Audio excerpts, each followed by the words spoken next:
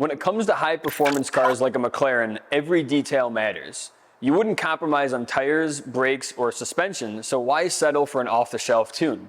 Today, let's talk about custom tuning on Cannonball's McLaren 101.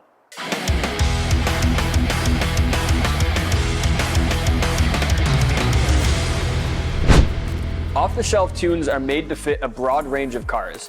They're generic adjustments to get more power, and often these tunes are installed without even being on the dyno. If you just plug in an off-the-shelf tune, you really don't know if you're exceeding your engine's limits or if you are leaving a lot of power on the table.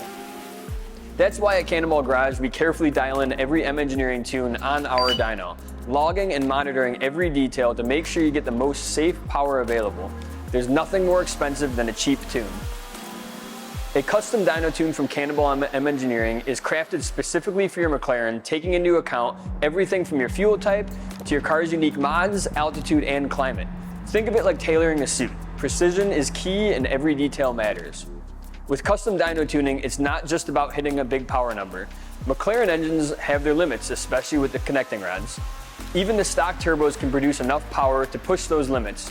Our approach keeps everything within a safe range to ensure miles of enjoyment ahead.